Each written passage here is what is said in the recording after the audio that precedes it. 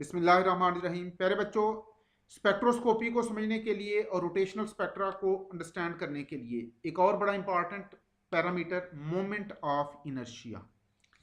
देखें, moment of inertia का angular motion में वही रोल है जो मैस का लीनियर मोशन में है।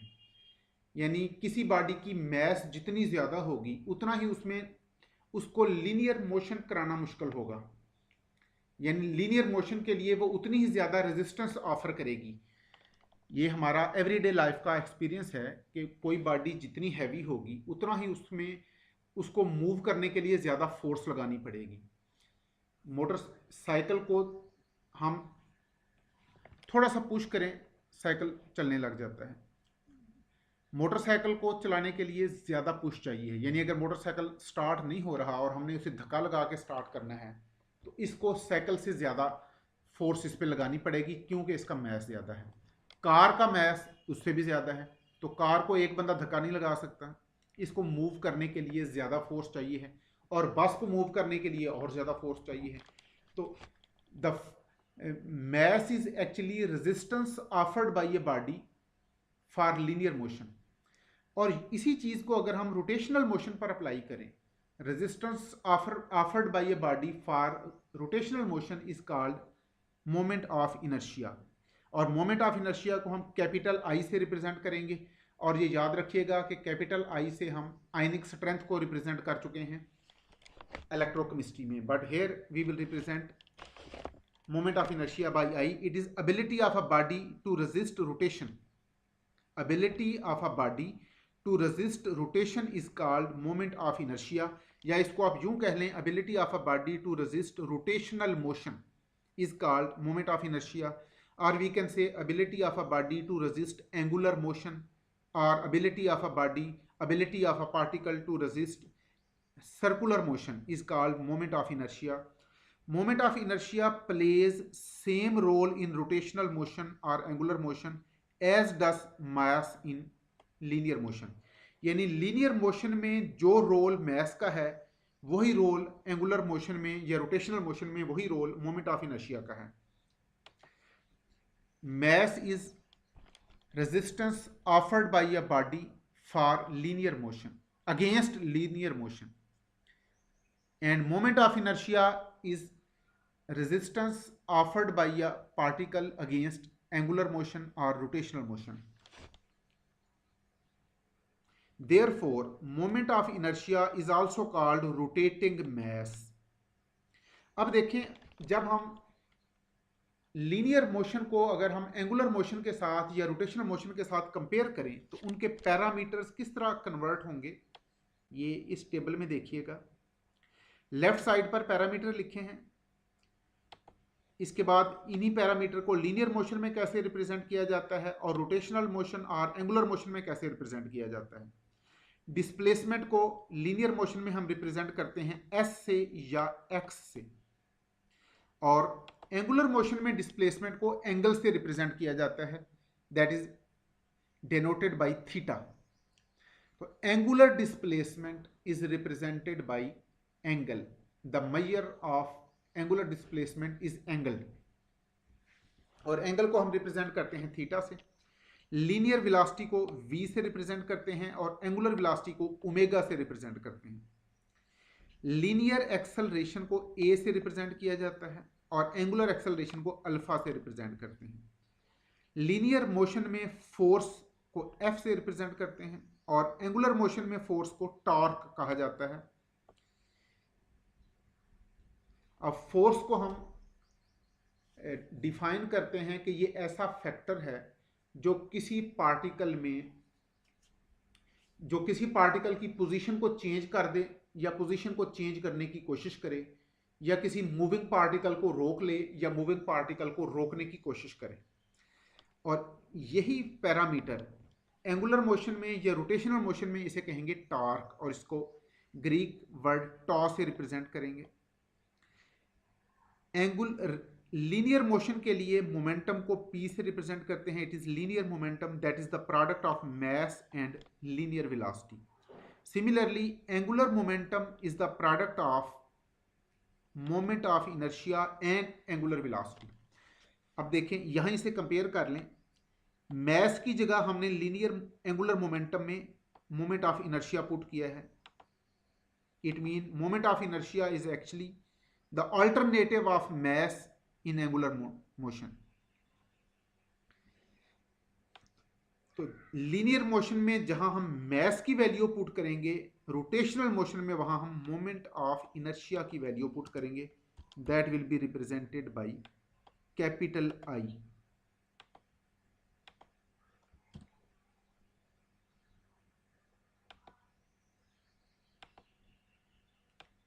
और लीनियर मोशन के लिए kinetic energy half M V square, और रोटेशनल मोशन के लिए kinetic energy half I omega square. Mass की जगह हमने मोमेंट ऑफ इनर्शिया पुट कर दिया और लीनियर वेलोसिटी की जगह एंगुलर वेलोसिटी पुट कर दी. Now mathematically moment of inertia is the sum of product of masses and distance of each center of each particle from axis of rotation. m represent करता है mass of particle को. अब हमारे पास 2 particle system भी हो सकता है, 3 particle system भी हो सकता है. तो जितने भी पार्टिकल इस सिस्टम में हैं, हर पार्टिकल का मैस ले लें और उस पार्टिकल के सेंटर का डिस्टेंस ले लें फ्रॉम एक्सिस ऑफ रोटेशन. इस डिस्टेंस का स्क्वायर ले लेंगे और फिर इन सब को सम अप कर देंगे.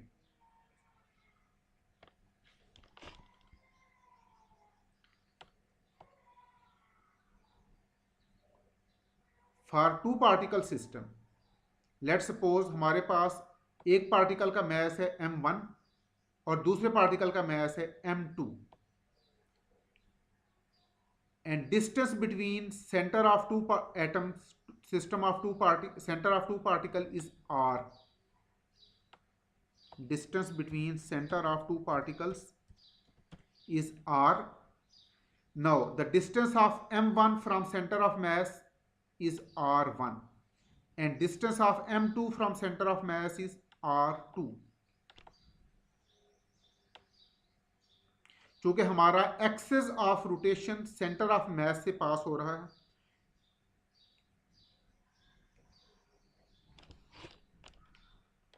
ये देखें ये 2 पार्टिकल हैं, एक का मैस m1 दूसरे का mess m2.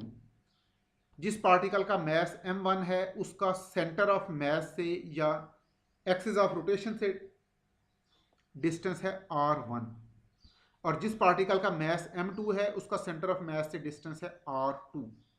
r1 plus r2 is equal to r and r is the distance between centre of these 2 masses. m1 और m2 के सेंटर्स के दरमियान जो म्यूचुअल डिस्टेंस है that is called r, and this r is the sum of r1 and r2, the distance between centres of 2 particles.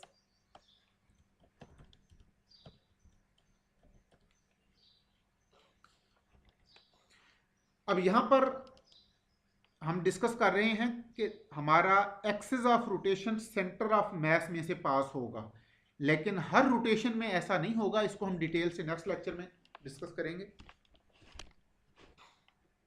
Now the moment of inertia is for this system it is given like this.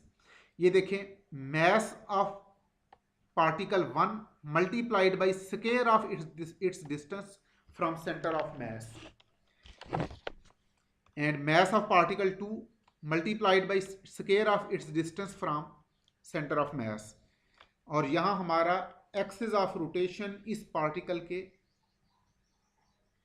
Vertical होगा.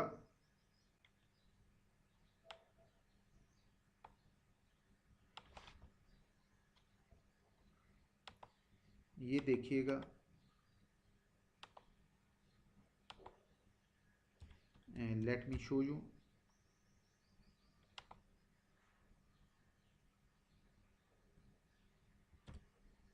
ये देखें, ये 2 particle system है.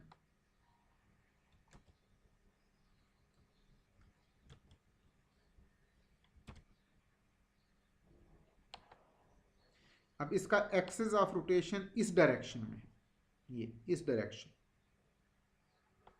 इस direction में ये body जब move करेगी, m1 भी अपनी पोजीशन चेंज करेगा, m2 भी अपनी पोजीशन चेंज करेगा।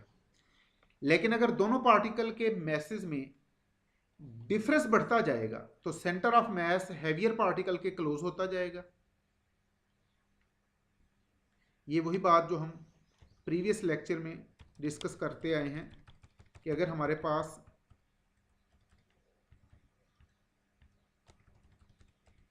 हेट्रोजीनियस सिस्टम हो, let suppose we have this system,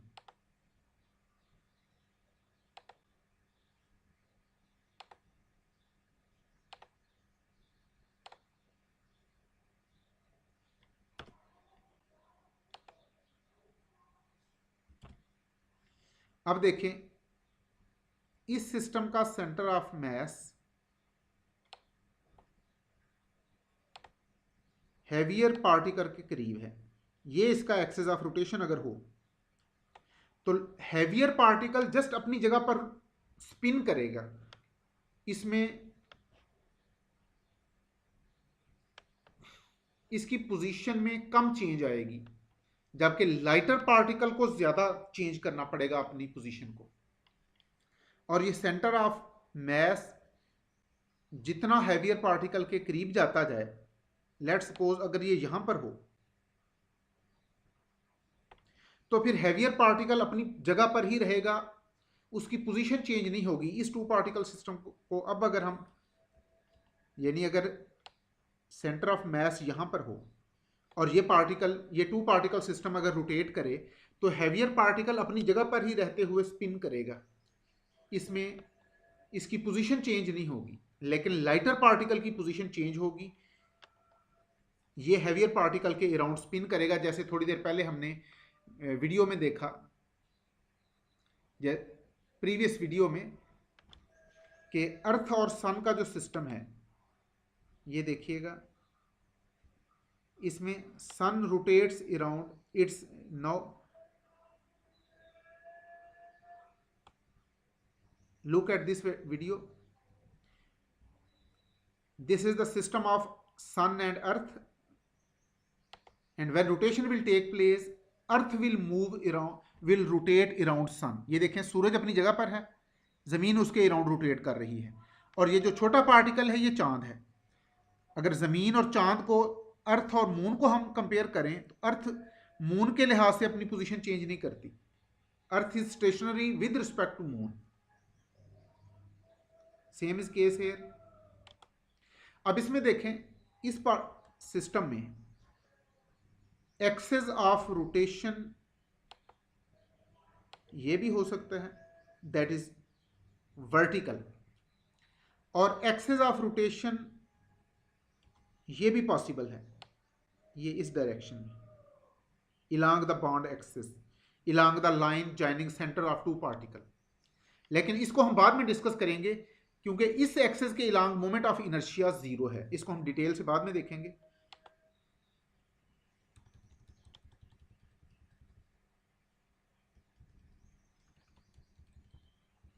now for two particle system, one particle has mass m1, another particle has mass m2. r1 is distance between center of m1 from axis of rotation, and m2 is distance between center of m2 from axis of rotation. If the system is homogeneous, अगर homogeneous system हो तो m1 और m2 दोनों की value same होगी, और फिर हम m1 और m2 की जगह जस्ट m लिख लेंगे, and in that case R1 and R2 is equal to R by 2. चूंकि दोनों पार्टिकल का अगर मास सेम है, then the distance between m1 from center of mass is R by 2, and distance between center of m2 and center of mass is again R by 2. Therefore R1 और R2 की जगह हम R by 2 put कर देंगे। अब equation 2 में m1 की जगह m पुट करें, m2 की जगह m पुट करें, r1 की जगह r by 2 पुट करें, और r2 की जगह r by 2 पुट करें। We have now put values of m1, m2, r1 and r2. ये देखिएगा, r1 स्केयर की बजाय अब हो गया आर बाई टू स्केयर, और यहाँ भी आर टू स्केयर को हमने रिप्लेस कर दिया by R by two square. R by two square is equal to R square over 4. Now the sum is half mr square. It means moment of inertia of homogeneous system is equal to half mr square. M is mass of each particle in homogeneous system and r is the distance between center of two particles.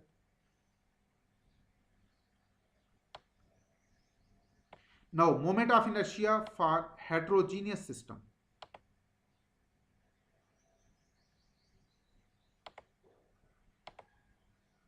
Heterogeneous diatomic system, यानी अगर दो particle हों,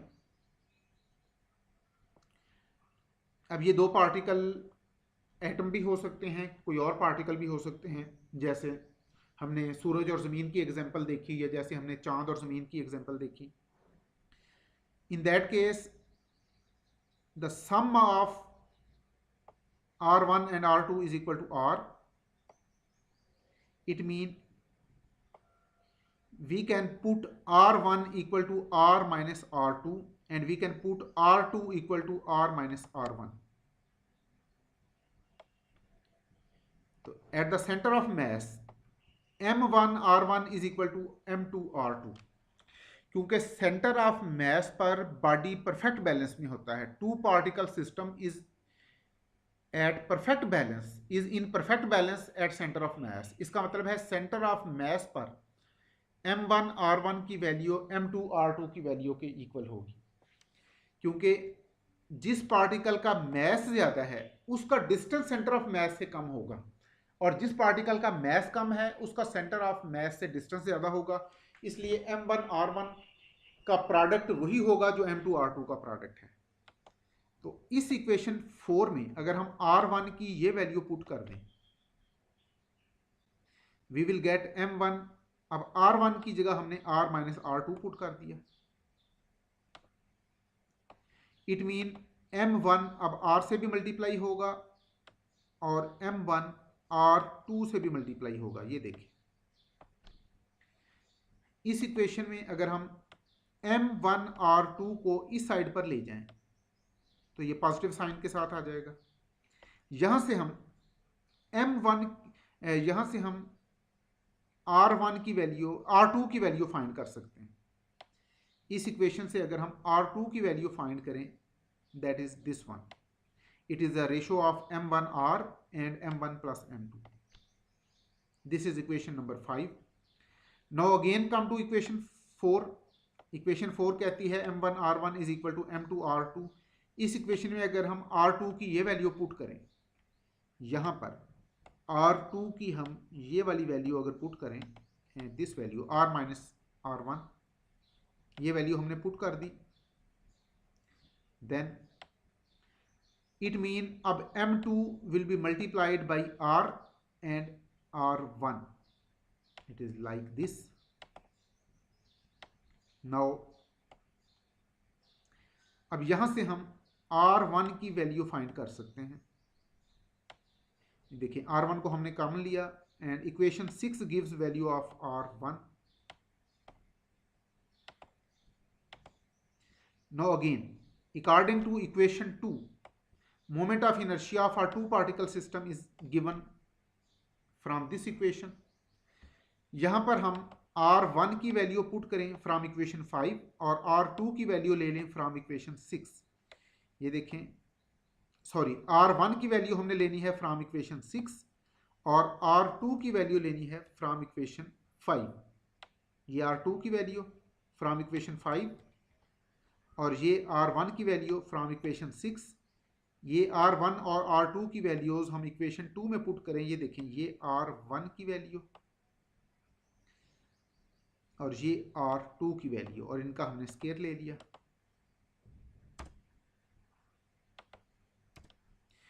ये देखिएगा M2 R square that's multiplied by M1.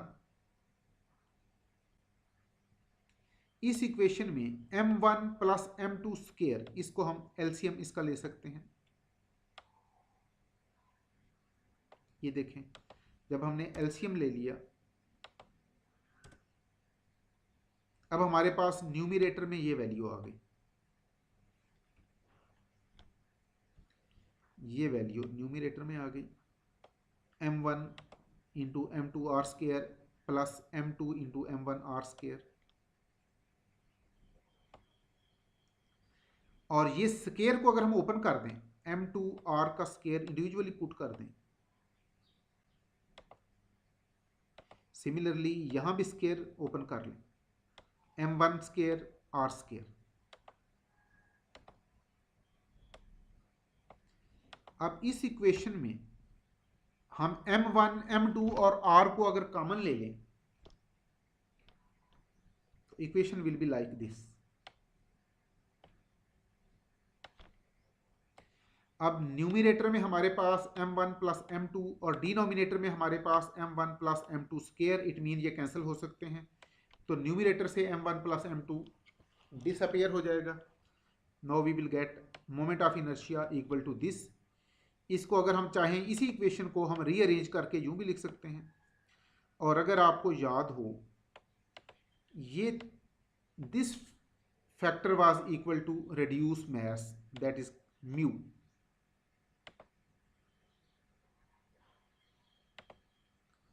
तो इसकी जगह हम म्यू पुट कर दें, then moment of inertia will be this one. This equation number 7 gives value of moment of inertia for heterogeneous system. Homogeneous system में हमने कहा था moment of inertia is this one, half mr square. This is moment of inertia for homogeneous system, and for heterogeneous system we have now calculated. Moment of inertia is the product of reduced mass and square of distance between two particles. तो ये centre of mass, reduce mass and moment of inertia, इनको समझना इसलिए ज़रूरी है कि next rotational spectroscopy को हमने अब डिटेल से पढ़ना है, और उसमें ये पैरामीटर्स बार बार यूज़ होंगे, और जब तक आपको इनकी समझ नहीं होगी आपके लिए रोटेशनल स्पेक्ट्रोस्कोपी को समझना मुश्किल हो जाएगा। तो नेक्स्ट लेक्चर से हम इंशाल्लाह डिटेल से पढ़ना शुरू करेंगे। और यहाँ एक चीज़ हमने अभी तक मिस की है, दैट इज़ द यूनिट। देखें, रिड्यूस मास की वही यूनिट है जो मास की यूनिट है, यानी मास की यूनिट अगर आप सिस्टम इंटरनेशनल यूनिट किलोग्राम है तो रिड्यूस मास की सिस्टम इंटरनेशनल यूनिट भी किलोग्राम है। और अब मोमेंट ऑफ इनर्शिया की system international unit of moment of inertia, ये ज़रा गैस करें। देखें, मास की unit multiplied by square of distance, distance की यूनिट का स्क्वायर, यानी that is kilogram into square metre. System international unit of moment of inertia is this one। यहाँ पर kilogram it is the unit of reduced mass, and m square it is the unit of square of distance। इसको ज़रा जल्दी हरूफ में लिख देते हैं। The system international unit of moment of inertia is kilogram square meter। Thank you very my dear students। इंशाल्लाह next lecture में अब हम माइक्रोवेव स्पेक्ट्रोस्कोपी को डिटेल से पढ़ना शुरू करेंगे।